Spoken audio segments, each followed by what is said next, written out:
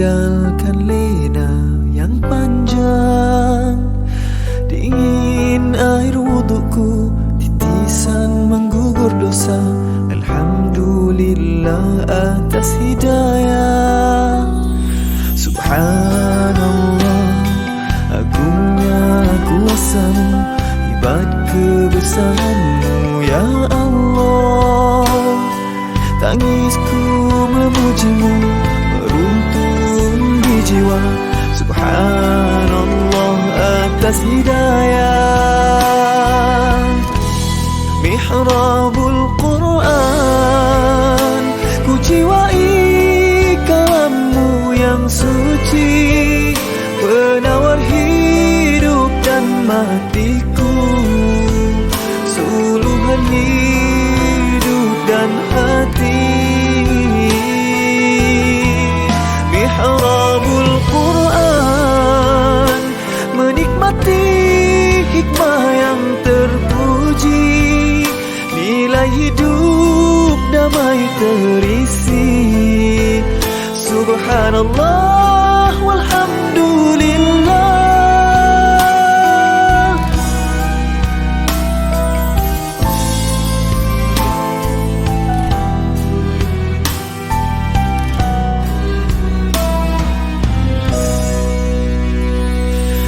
Alhamdulillah, dikejutkan Allah, meninggalkan lena yang panjang. Dingin air wudukku, titisan menggugur dosa. Alhamdulillah atas hidayah. Subhanallah, agungnya kuasamu, hebat kebesaranmu ya Allah. Tangisku memujimu, meruntun di jiwa.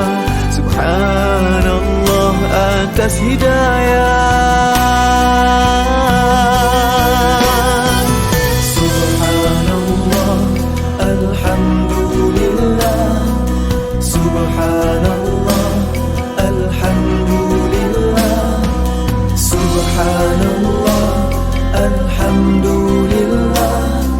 Subhanallah, alhamdulillah.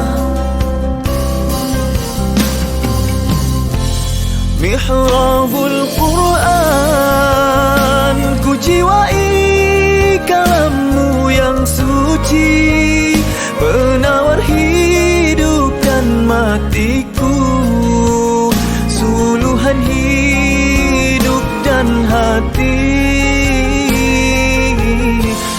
Mihrabul Quran, menikmati hikmah yang terpuji, nilai hidup damai terisi.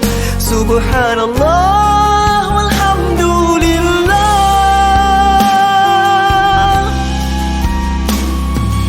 Hasbunallah wa ni'mal wakil, cukup denganmu untuk hidupku, siang dan malamku, suka dan dukaku.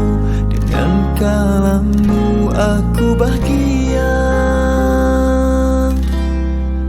ya Allah.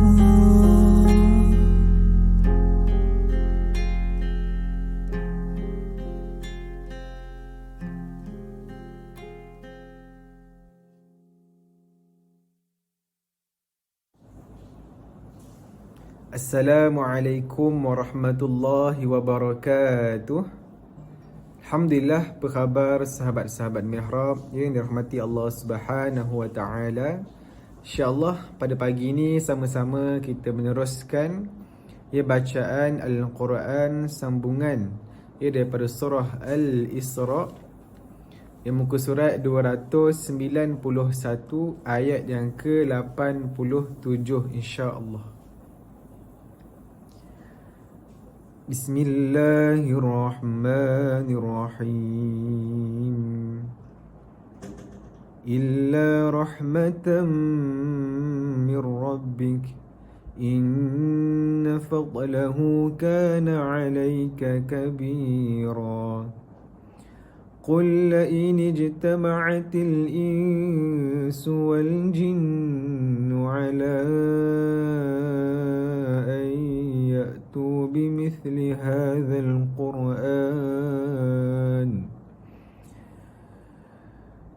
هذا القرآن لا يأتون بمثله ولو كان بعضهم لبعض ظهيرا ولقد صرفنا للناس في هذا القرآن من كل مثل فأبى أكثر الناس إلا كفورا وقالوا لن نؤمن لك حتى تفجر لنا من الأرض ينبوعا أو تكون لك جنة من نخيل وعنب فتفجر الأنهار خلالها تفجيرا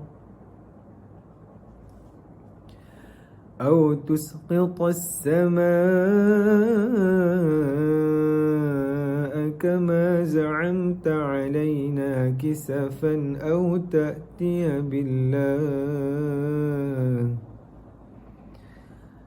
تأتي بالله والملائكة قبيلا أو يكون لك بيت من زخرف أو ترقى في السماء ولن نؤمن لرقيك حتى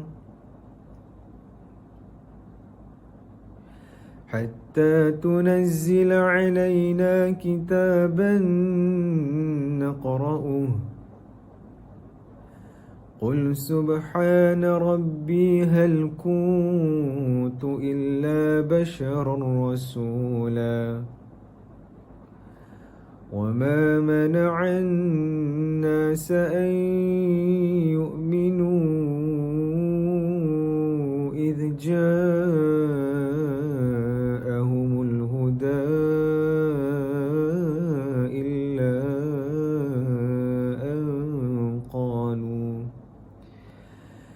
إلا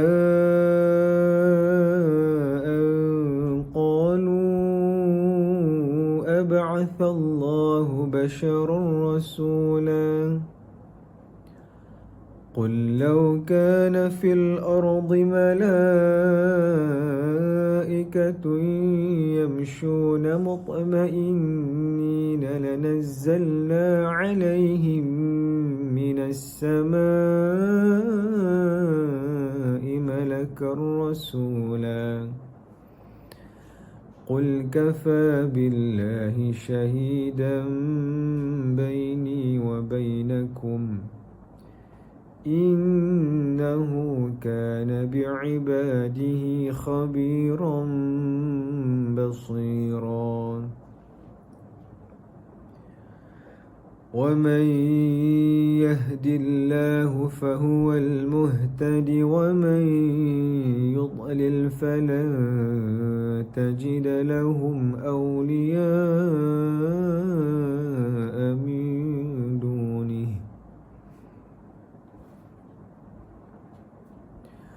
ونحشرهم يوم القيامة على وجوههم عميا وبكما وصما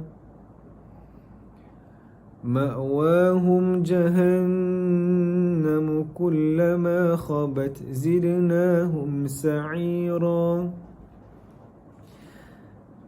ذلك جزاؤهم بأنهم كفروا بآياتنا وقالوا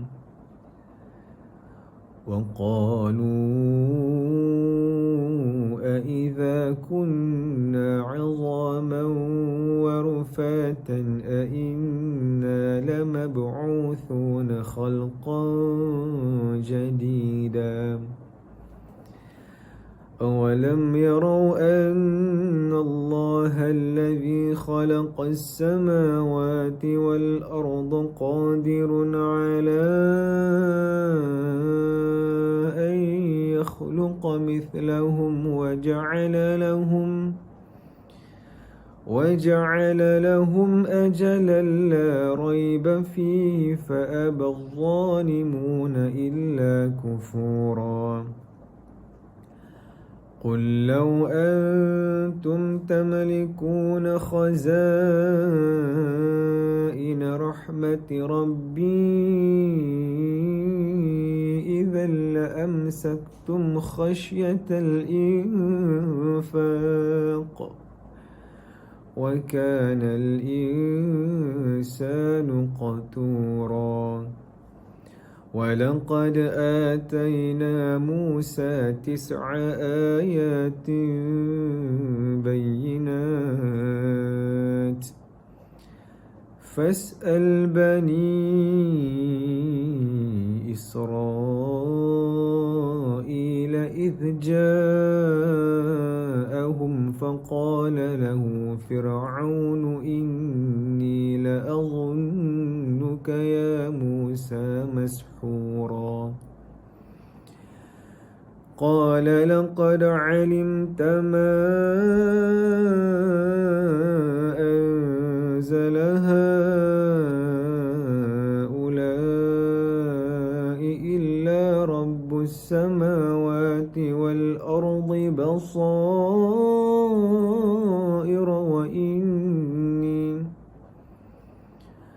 وإني لأظنك يا فرعون مثبورا فأراد أن يستفزهم من الأرض فأغرقناه ومن معه جميعا وقلنا من بعده لبني إسرائيل اسكنوا الأرض فإذا جاء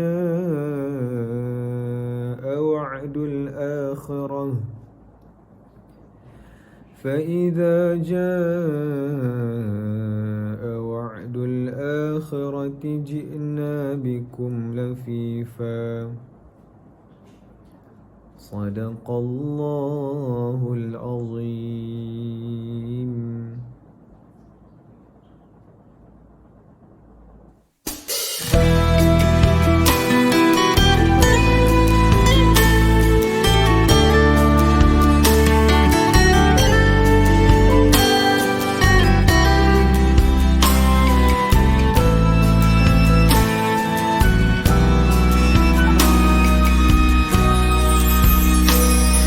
Alhamdulillah, dikejutkan Allah meninggalkan lena yang panjang.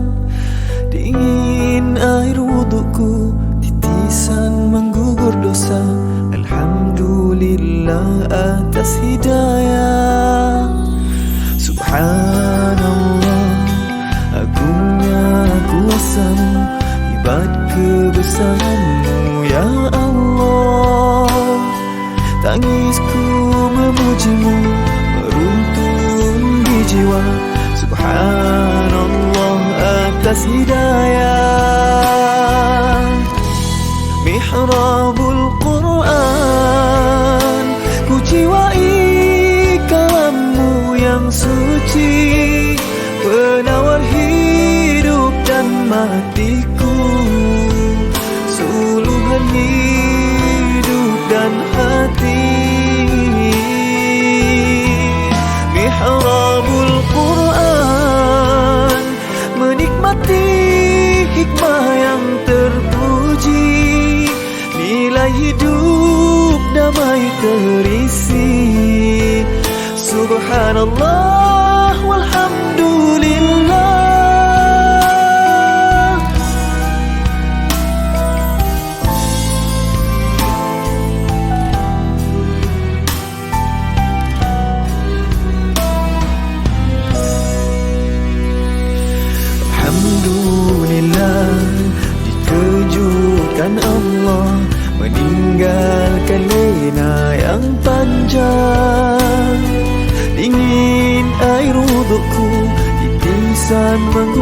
besar. Alhamdulillah atas hidayah. Subhanallah, agungnya kuasamu, hebat kebesaranmu ya Allah. Tangisku memujimu, meruntun di jiwa. Subhanallah atas hidayah. Subhanallah, alhamdulillah. Subhanallah, alhamdulillah.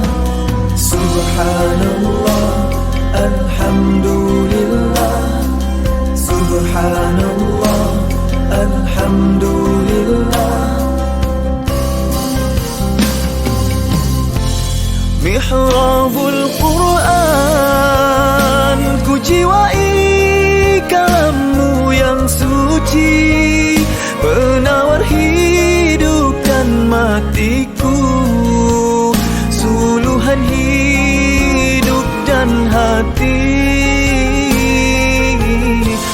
Mihrabul Quran, menikmati hikmah yang terpuji, nilai hidup damai terisi. Subhanallah walhamdulillah. Hasbunallah wa ni'mal wakil. Cukup denganmu untuk hidupku, siang dan malamku, suka dan dukaku. Dengan kalammu aku bahagia ya Allah.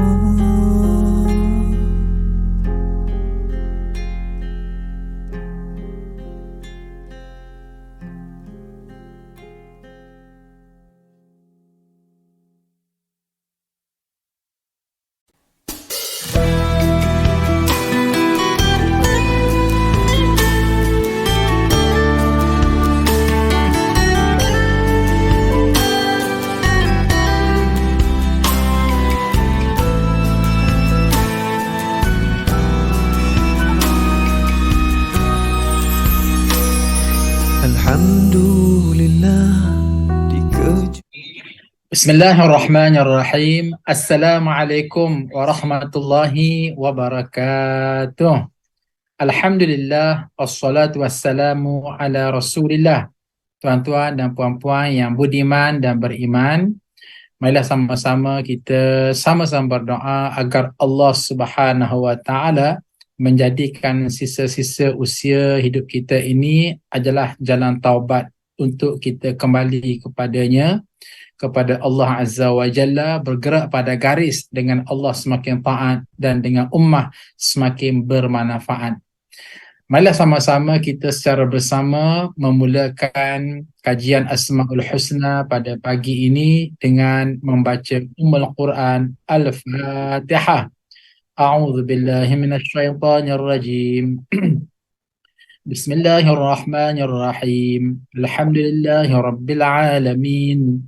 Ar-Rahmanir Rahim. Maliki yaumiddin. Iyyaka na'budu wa iyyaka nasta'in. Ihdinas siratal mustaqim. Siratal ladzina an'amta 'alaihim ghairil maghdubi 'alaihim waladdallin. Amin. Baik. Minta supaya pihak technician kira mute-kan suara ya. Okey, baik. Hadirin muslimin dan muslimat sekalian, pada pagi ini diteruskan Mihrab Al-Quran, kajian 99 nama Asmaul Husna dalam membentuk kepribadian mukmin, siri 68. Seperti biasa, Ustaz akan terus ingatkan agar tuan-puan jangan lupa untuk share, viral, like akan program ini kepada seramai mungkin teman-teman dan sahabat-sahabat yang lain agar manfaatnya dapat dikembangkan kepada ummah. Seterusnya, memberikan star infak kepada pembangunan tahfiz Madinatul Huffaz. Permohonan tingkatan 1 dan juga fast track SPM tingkatan 4 masih dibuka, termasuklah untuk program MMQ Malaysia Menghafaz Al-Quran secara online juga dibuka untuk tuan-tuan dan puan-puan membuat pendaftaran. Dan bagi sesiapa yang berminat untuk ke Jepun, Osaka, Kobe dan Tokyo, sambil kita menghayati tema kajian Asmaul Husna secara praktikal melalui tafakkur alam, maka dialu-alukan untuk join bersama dengan ustaz dan ustazah. Hadirin muslimin dan muslimat sekalian, sambungan kita pada pagi ini ialah tentang bagaimana kita telah pembelajar pada siri yang lepas, mustahak untuk kita kunu rabbaniyyin bima kuntum tuallimunal kitab wa bima kuntum tadrusun, menjadi orang Tuhan, yakni orang yang rapat dengan Tuhan Allah Azza wa Jalla, orang yang menjadikan Asmaul Husna sebagai inspirasi hidupnya untuk meniru akhlak-akhlak Allah Azza wa Jalla. Takhallaqu bi akhlaqillah, berakhlaklah kamu dengan akhlak-akhlak Allah Azza wa Jalla.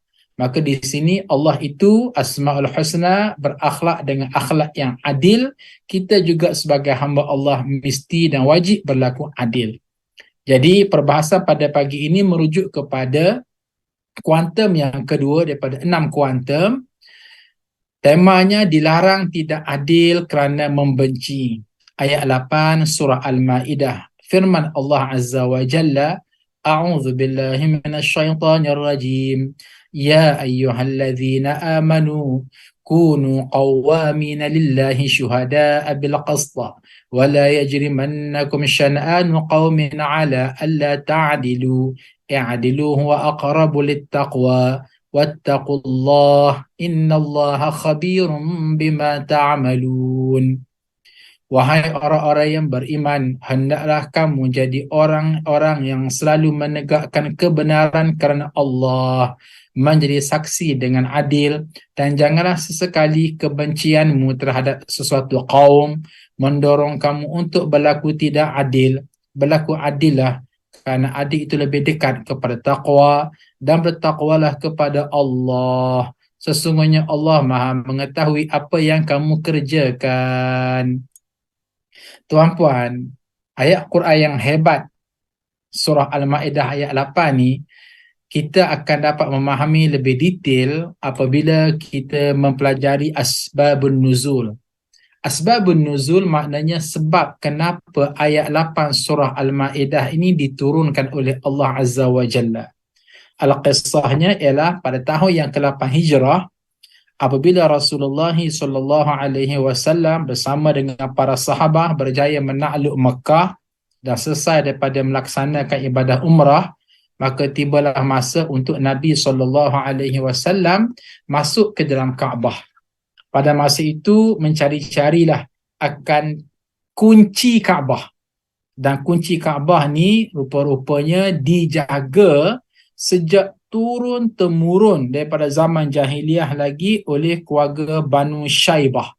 Ini merupakan perjanjian yang telah pun dimuktamadkan daripada zaman Abu Talib, pada zaman Abdul Muttalib, bahawa yang berautoriti, yang berhak memegang akan kunci Kaabah daripada keturunan Banu Syaibah, ataupun lebih tepatnya adalah seseorang yang bernama Uthman bin Talhah. Maka sahabat-sahabat Rasulullah SAW pun mintalah daripada Uthman bin Talhah akan kunci, namun Uthman bin Talhah sendiri yang pergi membuka akan pintu Kaabah tersebut, dan Rasulullah SAW masuk ke dalam Kaabah, membersihkan Kaabah daripada saki-baki berhala, dan tiba masanya bagaimana adalah desas-desus di kalangan para sahabat meminta kalau boleh biarlah kunci itu berpindah tangan, biar Nabi yang pegang. Kalau bukan Nabi pun di kalangan sahabat-sahabat Nabi, ada yang mengatakan baik Abbas yang pegang, baik Sayyidina Ali yang pegang. Maka dalam hal ini berlaku dilema. Dalam keadaan Uthman bin Talhah rasa macam tak senang hati apabila gesaan di kalangan sahabat-sahabat Nabi minta supaya berlakunya peralihan pegang kunci itu daripada keluarga Banu Syaibah kepada lantikan baru yang bakal diumumkan oleh Rasulullah sallallahu alaihi wasallam. Nabi kita Muhammad sallallahu alaihi wasallam tidak berikan kata putus. Mana tahu yang betul, mana tahu yang salah. Sehinggalah turunnya ayat Quran surah Al-Maidah ayat 8 yang sama-sama kita baca ini. Di mana Allah Subhanahu wa taala menyebut wala yajrimannakum syana'anu qaumin ala alla ta'dilu i'dilu huwa aqrabu littaqwa. Janganlah semata-mata kerana tidak senang hatinya kamu kepada satu kaum menyebabkan kamu tidak berlaku adil, i'dilu. Sebaliknya hendaklah kamu berlaku adil kerana adil itu mendekatkan diri kamu kepada taqwa. Punca yang menyebabkan sahabat-sahabat Nabi tak selesa nak beri kepada Uthman bin Talhah ialah kerana pada masa itu Uthman bin Talhah dalam keadaan masih lagi menyembah berhala. Namun dengan turunnya ayat ini, Rasulullah SAW terus memberitahu bahawasanya kunci Kaabah dikekalkan hak pemegangnya kepada Banu Syaibah dan diberikan kepada Uthman bin Talhah yang datang daripada Banu Syaibah. Masya Allah. Dan kunci tersebut sehingga hari ini tuan-puan, dan insyaAllah sampai hari kiamatlah harapnya, sehingga hari ini kunci Kaabah bukan dipegang oleh keluarga Saudi, bukan dipegang oleh keluarga ahli Saud, bukan dipegang oleh Raja Salman ke, oleh Muhammad bin Salman ke, oleh Imam Sudais, Imam besar Masjidil Haram, kan tak. Tetapi dia dipegang oleh keturunan Uthman bin Talhah dari kalangan Banu Syaibah. Dan Rasulullah SAW bukan sekadar menyatakan hak pemegangan autoriti itu milik keluarga Uthman bin Talhah, tetapi Nabi mengecam sesiapa yang merampas kunci ini maka ia termasuk di kalangan orang-orang yang zalim. Jadi tuan-tuan dan puan-puan, apa yang Ustaz ingin highlightkan di sini ialah bagaimana Allah Subhanahu wa taala yang bersifat maha adil. Allah tidak sahaja adil, tetapi Allah mahukan hamba-hambanya berlaku adil. Dan inilah maksud kunu rabbaniyina bima kuntum tu'allimunal kitab wa bima kuntum tadrusun. Jadi inilah dia keadilan yang ada dalam Islam. Walaupun pada peringkat awalnya kita mungkin tak senang, kita mungkin benci kerana dia ni jahiliyah, dia ni musyrikin, tetapi itu tidak menghakis hak kita untuk berlaku adil kepada non-Muslim. Bahkan dengan keadilan inilah akhir sekali bagaimana Uthman bin Talhah akhir sekali memeluk Islam. Memeluk Islam kerana apa? Respek di keadilan yang dibawa oleh Rasulullah SAW yang berpaksikan kepada Islam, yang berpaksikan kepada Asmaul Husna, Allah Subhanahu wa taala yang bersifat adil. Tuan-tuan dan puan-puan, hadirin muslimin dan muslimat sekalian. Seterusnya, mari kita detailkan lagi, kita kayakan lagi nas-nas Al-Quranul Karim. Allah Subhanahu wa taala yang bersifat adil, dan Allah minta supaya kita kunu rabbaniyin, meniru Allah Azza wa Jalla yang bersifat adil. Kali ini kita bahas pada surah Al-An'am ayat 114. Temanya hakim paling adil adalah Allah Subhanahu wa taala. A'udzu billahi minasyaitonir rajim. أفغير الله أبتغي حكما وهو الذي أنزل إليكم الكتاب مفصلا والذين آتيناهم الكتاب يعلمون أنه منزل من ربك بالحق فلا تكونن من الممترين صدق الله العظيم. Maka patutkah aku mencari hakim selain dari Allah Padahal dialah yang telah menurunkan kitab Al-Quran kepadamu dengan terperinci. Orang-orang yang telah kami datangkan kitab kepada mereka, mereka mengetahui bahawa Al-Quran itu diturunkan dari Tuhanmu dengan sebenarnya. Maka janganlah kamu sekali-kali termasuk orang yang ragu-ragu. Surah Al-An'am ayat 114. Temanya Allah Hakim yang paling adil. Tuan-tuan dan puan-puan sekalian, Ustaz ingin direct to the point. Apa dia? Mari kita melihat kepada musibah yang menimpa umat Islam di Malaysia hari ini. Iaitu umat Islam di Malaysia hari ini semakin menjadi sebagaimana apa yang telah pun terjadi pada umat Islam di Timur Tengah. Iaitu umat Islam di Timur Tengah ramai jumlah mereka, ratusan juta orang. Tetapi mereka ini tidak ada kualiti. Contoh yang paling jelas ialah bagaimana Zionis Yahudi di Palestin hanya ada 4 juta sahaja, ataupun 8 juta sahaja yang terkini, tetapi mereka tak mampu nak ditewas oleh ratusan juta umat Islam yang ada di sekitar Palestin. Dubai, Bahrain, Kuwait, Qatar, Emirates Arab Bersatu, Jordan, Lebanon, Mesir.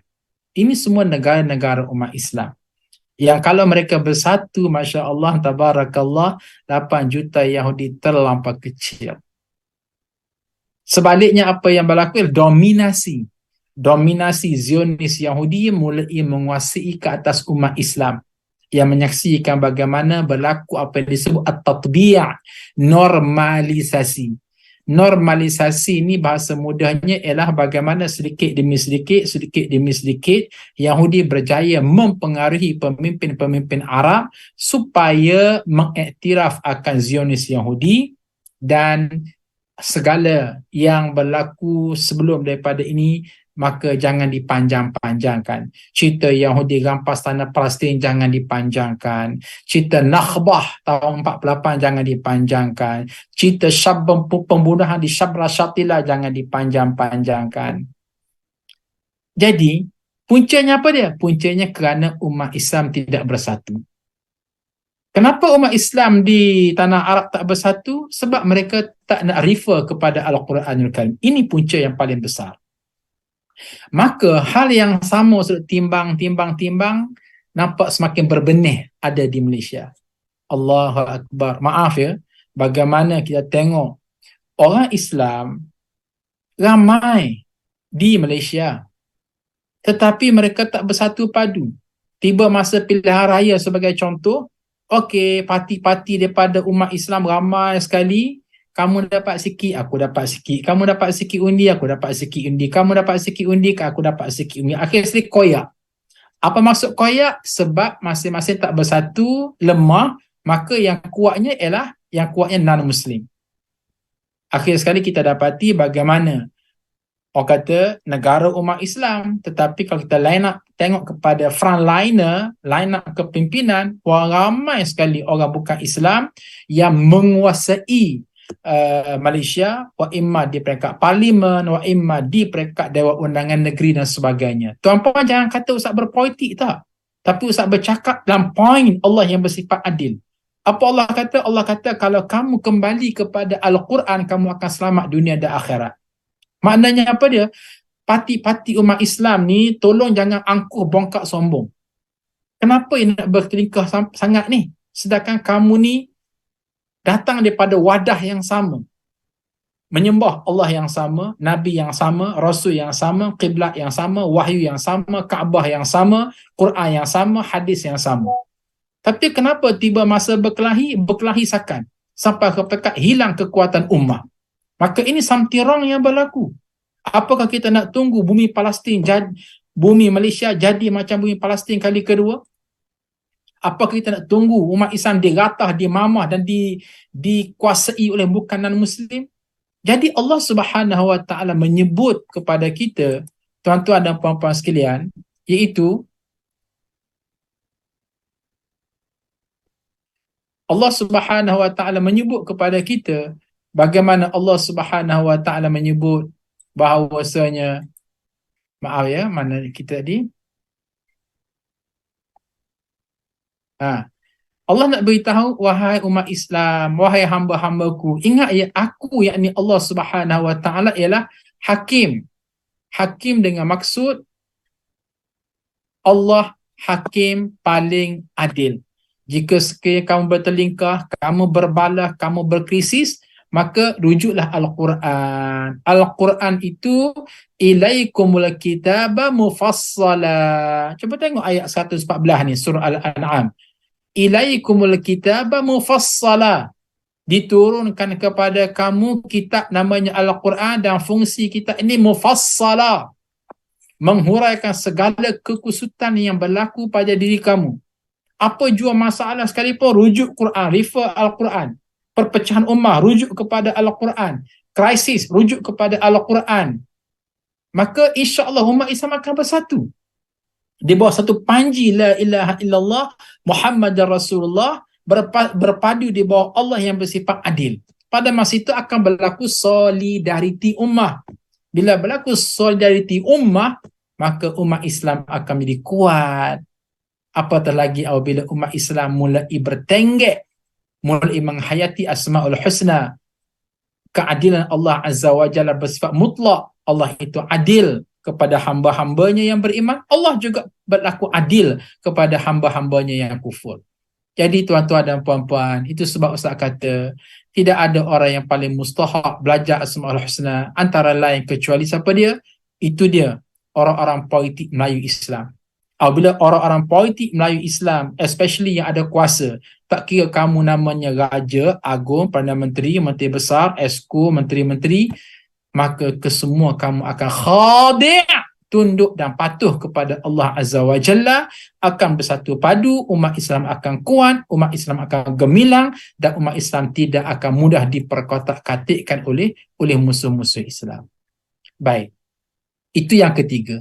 Yang keempat, hadirin muslimin dan muslimat sekalian, keadilan Allah dapat kita lihat, dapat kita saksikan melalui kebaikan dan kejahatan akan mendapat balasan dengan adilnya di sisi Allah Azza wa Jalla.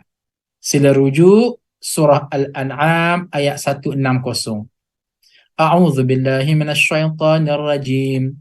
Man jaa'a bil hasanati falahu 'asyru amsalha wa man jaa'a bis sayyi'ati fala yujza illa mithlaha wa hum la yuzlamun. Shadaqallahul azim.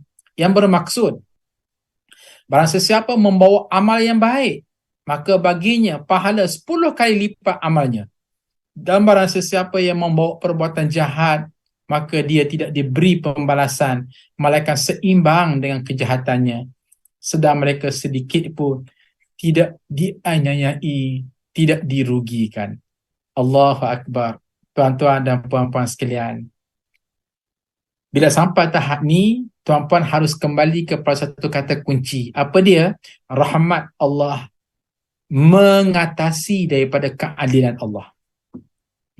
Kita duk belajar ni pagi ni, Allah bersifat adil dan hebat sangat keadilan Allah itu. Rupa-rupanya bagaimana sifat Rahman dan Rahim Allah itu lebih hebat daripada sifat keadilan Allah Azza wa Jalla. Wah, Ustaz tak faham dah Ustaz. Tengok kepada ayat tadi lah. Man ja'a bil hasanati falahu mithlu 'ashri amsalha. Sesiapa yang buat baik, buat satu kebaikan, maka dia akan dibalas dengan 10 kebaikan. Tetapi wa man ja'a bis sayyi'ati, sesiapa yang buat satu je kejahatan, fala yujza illa mislaha, dia tidak akan dibalas berganda-ganda kecuali dibalas satu je. Contoh kita kata seseorang yang bersedekah RM10, maka dia akan diganjari oleh Allah Azza wa Jalla dengan 10 kali ganda. Maknanya sedekah RM10 dapat RM100.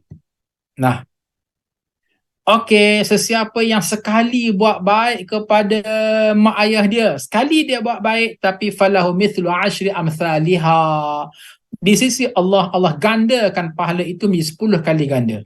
Itu maksudnya.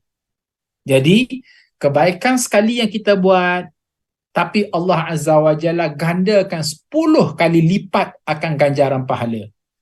Kalau ikutkan logik akal, maka hal yang sama equal pada kejahatan yang dilakukan oleh seseorang. Seseorang itu sekali mencuri, apakah dapat satu dosa mencuri? Taklah. Sepatutnya dapat 10 kali lipat jugalah. Kamu mencuri sekali, maka dapat gandaan 10 kali mencuri. Kamu mengumpat sekali, kamu mendapat dosa gandaan 10 kali mengumpat. Sesuai dengan kebaikan, buat satu kebaikan dapat 10 kebaikan, maka buat satu kejahatan dapat 10 kejahatan juga. Logik akal. Baru adil namanya. Tapi Allah Azza wa Jalla bukan sekadar itu mengatakan bahawa tak adil, aku ni hebat dah, tapi dalam beberapa keadaan aku bagi diskaun lagi. Diskaun macam mana? Okey, kamu buat baik sekali taat kepada mak ayah kamu, kamu akan dapat 10 kali ganda pahala. Tapi kamu buat derhaka kepada mak ayah kamu, aku tak balas pun gandaan 10 kali dosa derhaka, sekali je. Ini namanya apa dia? Keadilan Allah yang didiskaunkan, yang berlebih-lebihan. Semua ini tuan-tuan dan puan-puan nak menerbitkan satu rasa tau. Rasa apa dia? Ya Allah, puas hatinya aku bertuhankan kepada Allah yang memiliki sifat Asmaul Husna, iaitulah Allah yang bersifat adil. Bukan sekadar adil tapi diskaun plus. Apa yang plusnya? Apa tidaknya buat satu kebaikan diganda 10, tapi buat satu kejahatan tak ganda-ganda pun, satu je. Nak pastikan supaya hujung jatuhnya kita insaf, kita sedar, kita akur kepada satu garis perkataan, Ya Allah, baiknya Allah. Maka disitulah bila kita belajar Asmaul Husna, Allah yang Maha Adil, kau nak sayang kepada Allah, sayanglah. Kau nak kasih kepada Allah, kasihlah. Kau nak cinta kepada Allah, cintalah. Kau nak rindu kepada Allah, rindulah. Kau rasa malu pada diri sendiri, malulah. Maka di sinilah penting yang teramat sangat kita memahami akan prinsip keadilan Allah Azza wa Jalla melalui Asmaul Husna. Baik, hadirin muslimin dan muslimat sekalian, terus pada kuantum yang kelima. Apa dia? Temanya berbunyi, Allah sebagai Al-Hakam adalah yang Maha Pengatur dan Pencipta dengan adil. Tuan-puan boleh rujuk pada surah Al-A'raf ayat 54. A'udzu billahi minasyaitonir rajim. Inna rabbakumullahu alladzi khalaqas samawati wal arda fi sittati ayyamin thumma istawa 'alal 'arsy yughshil laila an-nahar yatlubuhu hafithan wasyamsa wal qamara wan nujuma sakharatin bi amrihi ala lahul khalq wal amr tabarakallahu rabbul alamin. Sadaqallahul azim. Yang bermaksud, sesungguhnya Tuhan kamu ialah Allah yang telah menciptakan langit dan bumi dalam 6 masa, lalu dia bersemayam di atas arasy, dia menutupkan malam kepada siang yang mengikutinya dengan cepat, dan diciptakannya pula matahari, bulan dan bintang masing-masing tunduk kepadanya. Ingatlah, menciptakan dan memerintah hanyalah hak Allah. Maha suci Allah, Tuhan semesta alam. Hadirin muslimin dan muslimat sekalian, sesiapa yang perasan bagaimana ketika kita membahaskan tajuk Allah yang bersifat Al-Hakam pada siri yang lepas, ya. Pada 2-3 siri yang lepas kita membahaskan Allah bersifat Al-Hakam. Antara maksud Al-Hakam ini ialah Allah menyusun setiap sesuatu itu dengan cara yang sangat seni dan sangat teratur. Bulan, bintang, matahari, siang, malam, pada kedudukannya yang lengkap, sempurna, teratur dan terurus. Tak payah pergi jauh lah. Wa fi anfusikum afala tubsirun. Pada diri kamu, Allah kata, afala tubsirun, ada mata cuba pandang, ada telinga cuba fikir, cuba dengar, ada akal cuba fikir betapa complicatednya akan ciptaan pada badan kamu wahai manusia, tapi aku susun olah secara hakam, secara seni, secara bijaksana. Kita dulu kan kecil, kemudian semakin meninggi, limitnya sehingga ada sekarang lah. Bayangkan kalau tinggi kita tidak ada limit, terus meninggi sampai ke LCC, kan jenuh jadinya. Jadi inna kulla syai'in khalaqnahu fi qadar. Allah jadikan setiap sesuatu itu pada qadarnya. Gigi kita awal lahir tidak ada gigi, kemudian tumbuh, berakhir dengan seia yang ada. Bayangkan kalau gigi ini terus membesar, memanjang. Orang kata tengah nganga mulutnya. Jadi Allah Azza wa Jalla mencipta makhluk-makhluknya ini dengan satu susun yang teratur. Demi apa dia? Demi nak menegakkan keadilan. Adil. Matahari jauh seia yang ada sekarang. Sebab apa? Saintis membuat kajian, jika sekiranya matahari dekat sikit je daripada sedia ada, bumi akan jadi beku. Bumi akan terbakar kerana panas yang teramat sangat. Andai kata matahari ni jauh sikit je daripada position yang ada sekarang, maka bumi akan akan menjadi beku kerana sejuk yang teramat sangat. Maka siapakah yang menjadikan matahari itu kekal pada seia yang ada? Allah. Allah mana? Satu sudut Allah yang bersifat Al-Hakam, Maha Bijaksana. Satu sudut Allah yang bersifat adil, meletakkan sesuatu kena pada tempatnya. Kena pada tempatnya lah. Matahari berada pada kedudukan yang ada sekarang. Kena pada tempatnya lah. Malaysia diletakkan pada garis khatulistiwa. Kena pada tempatnya lah. Kita ni dilahirkan di Malaysia. Kena pada tempatnya lah. Tuan-puan termasuk ustaz menjadi mak ayah kepada ibu ayah masing-masing. Dah cantik belaka dah. Tidak ada apa yang kita nak bangkang, tidak ada apa yang kita nak kritik akan kejadian Allah Azza wa Jalla. Kenapa? Kerana Allah Azza wa Jalla telah pun meletakkan sesuatu itu kena pada tempatnya. Maka meletakkan sesuatu kena pada tempat itulah yang menjadikan kita rasa terima kasih Allah, thank you Allah, thank you Allah, thank you Allah. Terima kasih Allah kerana kamu menjadikan aku ni anak kepada Yaqub, kalau ustaz lah. Terima kasih Allah kerana kamu telah menjadikan aku ni anak kepada Kamariah Cik Ya, ibu ustaz. Alhamdulillah. Kenapa? Ustaz rasa puas hati sangat.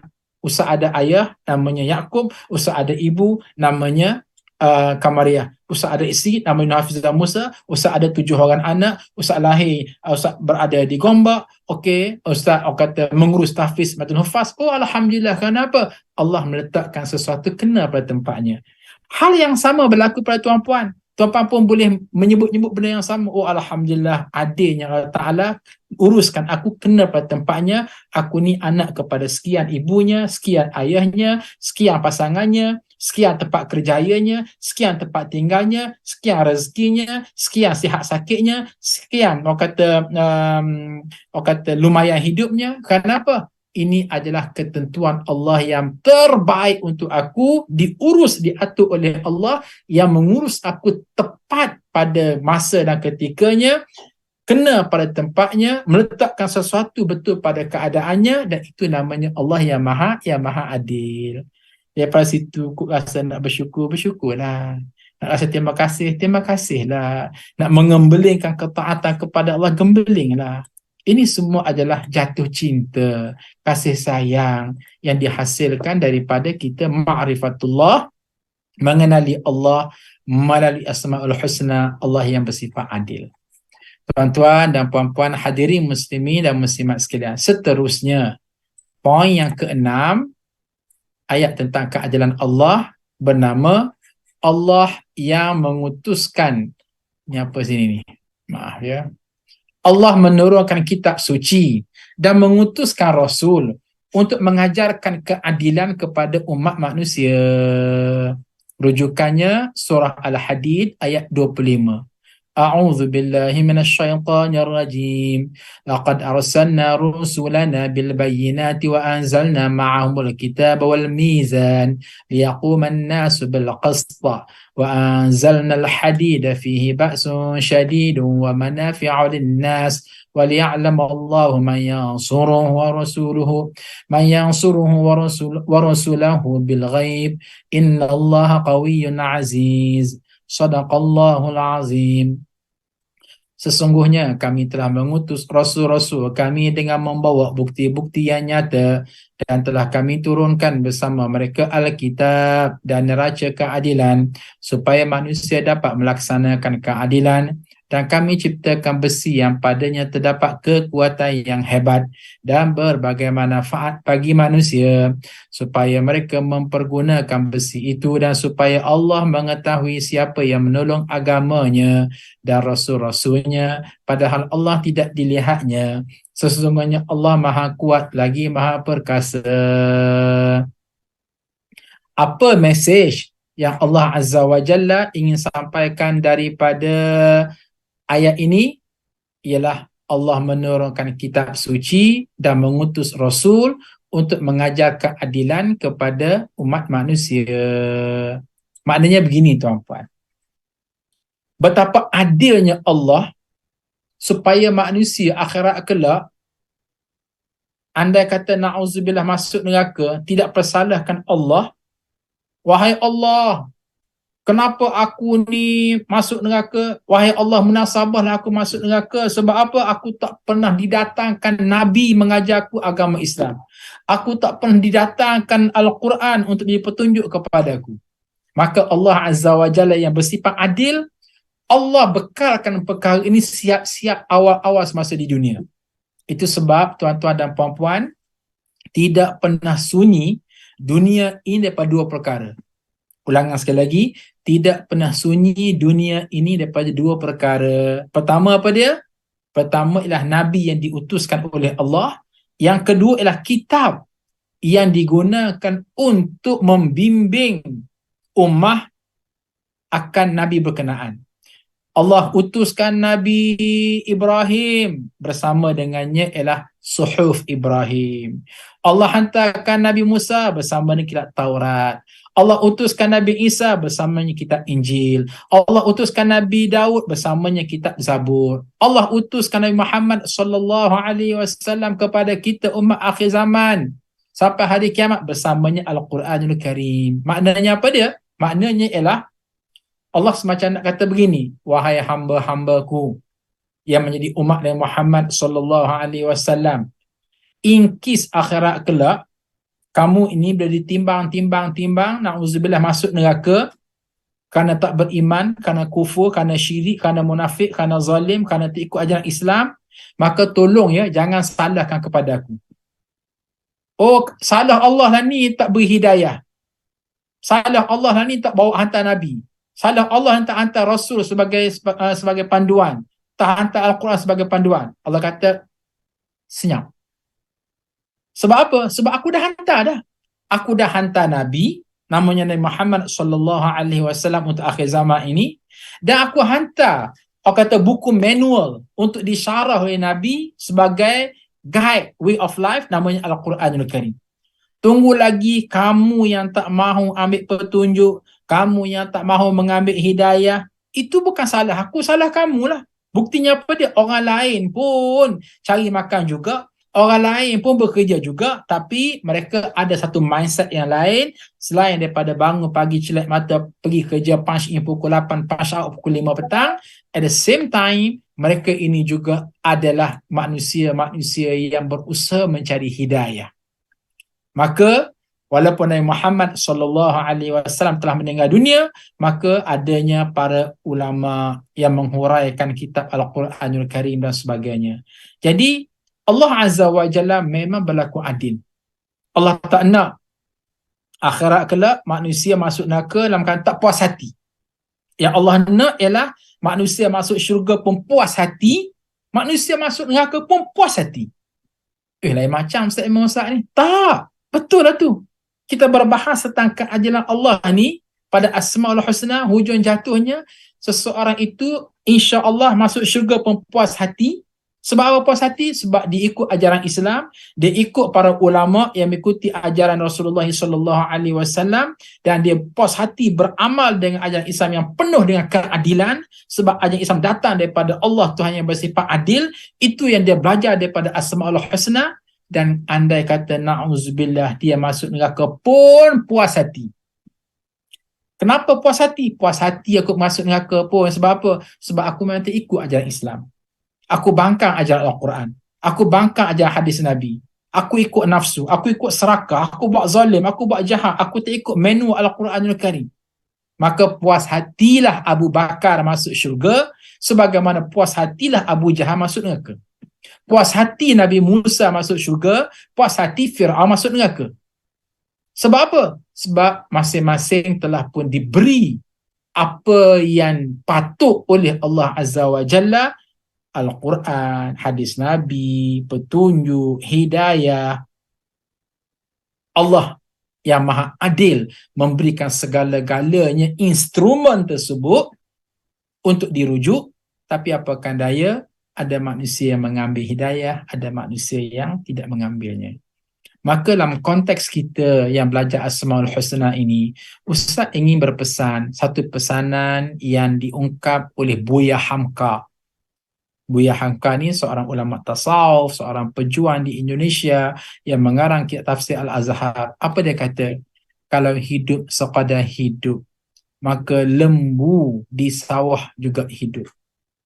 Kalau hidup sekadar hidup, maka babi hutan dalam hutan pun juga hidup.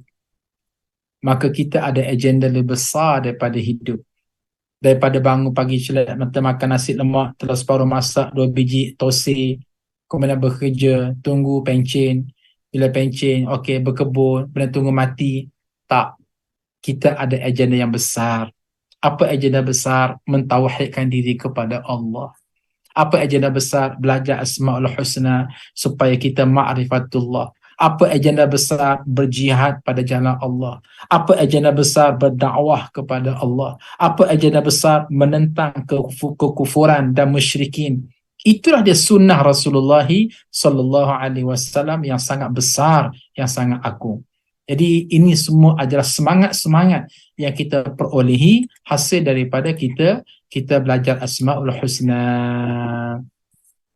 Jadi sebagai akhir sekali, untuk pagi ini insya-Allah akan datang ada 2 lagi siri yang Ustaz susun untuk menyempurnakan perbahasan Asmaul Husna dalam tajuk Allah yang bersifat adil.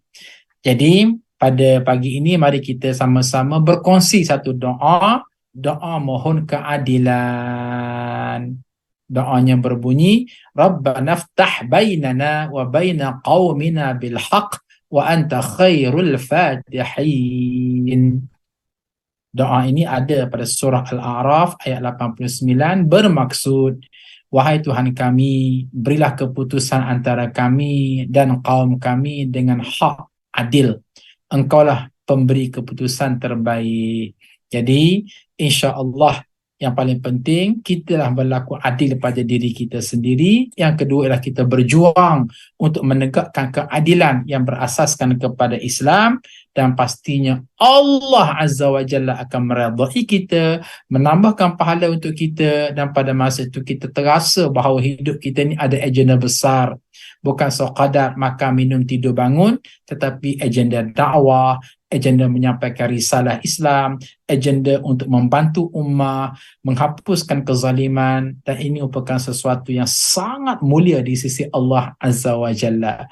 Jadi sepada itulah yang dapat Ustaz sampaikan pada pagi ini. Mudah-mudahan Allah Azza wa Jalla memberi manfaat kepada kita semua, dan marilah sama-sama kita mengakhirnya dengan membaca surah Wal Asri dan majlis kafarah. Bismillahirrahmanirrahim. Wal asr innal insana lafi khusr illa alladhina amanu wa 'amilus solihat wa tawassaw bil haqqi wa tawassaw bis sabr. Subhanakallahumma bihamdika asyhadu an la ilaha illa anta astaghfiruka wa atubu ilaik. Walhamdulillahi rabbil alamin. Sekian, assalamualaikum warahmatullahi wabarakatuh.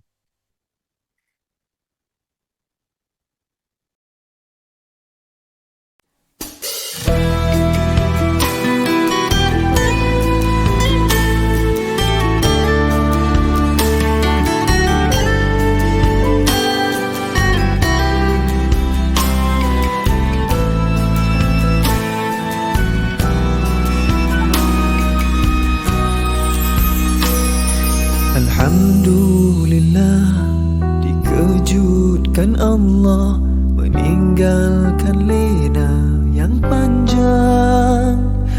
Dingin air wudukku, titisan menggugur dosa. Alhamdulillah atas hidayah. Subhanallah, agungnya kuasamu, hebat kebesaranmu ya Allah. Tangisku memujimu, meruntun di jiwa. Subhanallah atas hidayah. Mihrabul Quran, ku jiwai kalammu yang suci, penawar hidup dan matiku, suluhan hidup dan hati. Mihrabul Quran, menikmati hikmah yang terpuji, nilai hidup damai terisi. Subhanallah walhamdulillah.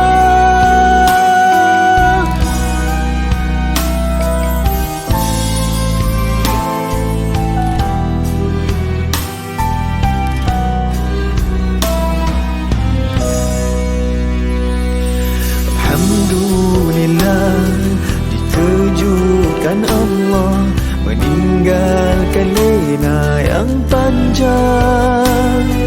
Dingin air wudukku, titisan menggugur dosa. Alhamdulillah atas hidayah. Subhanallah, agungnya kuasamu, hebat kebesaranmu ya Allah. Tangisku memujimu, meruntun di jiwa. Subhanallah atas hidayah. Subhanallah, alhamdulillah. Subhanallah, alhamdulillah. Subhanallah, alhamdulillah.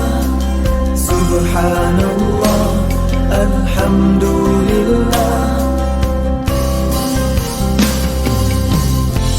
Mihrabul Quran, ku jiwai kalammu yang suci, penawar hidup dan matiku, suluhan hidup dan hati.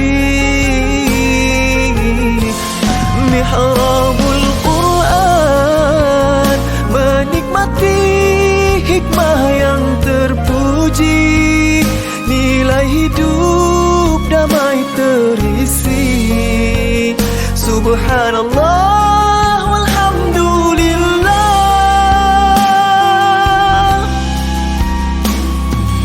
Hasbunallah wa ni'mal wakil, cukup denganmu untuk hidupku.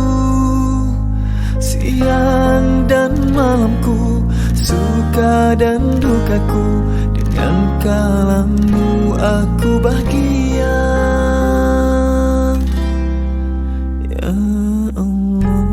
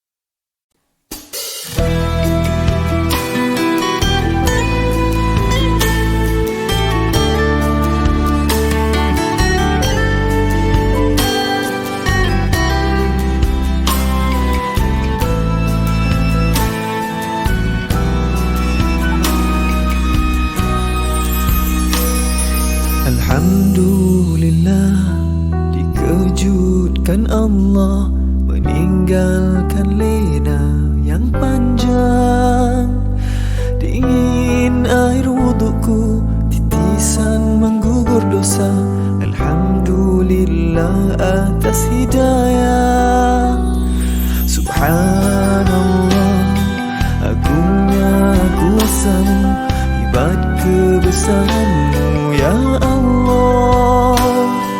Tangisku memuji-Mu meruntun di jiwa.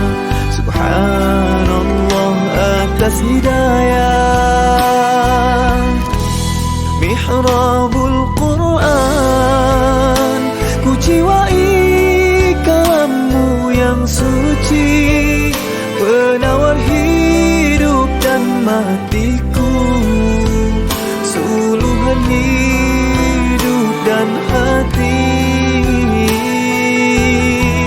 Mihrabul Quran, menikmati hikmah yang terpuji, nilai hidup damai terisi. Subhanallah walhamdulillah.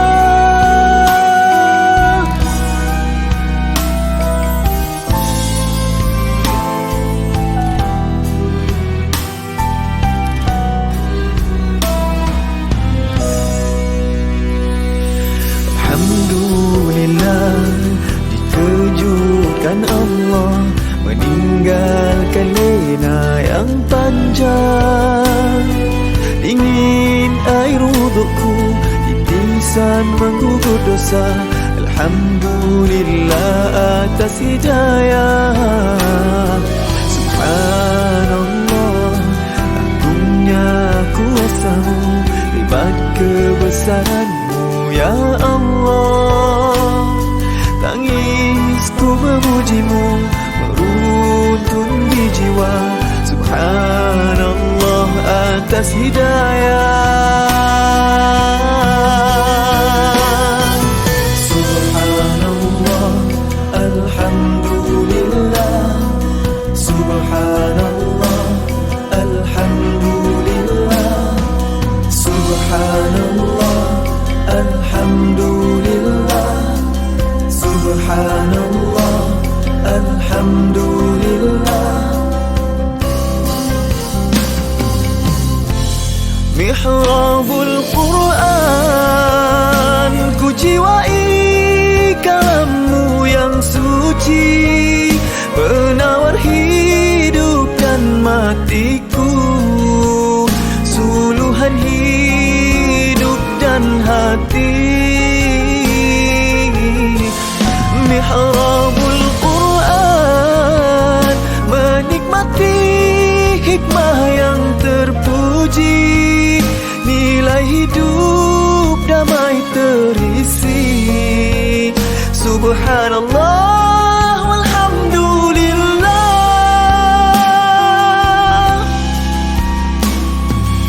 Hasbunallah wa ni'mal wakil. Cukup dengan-Mu untuk hidupku, siang dan malamku, suka dan dukaku.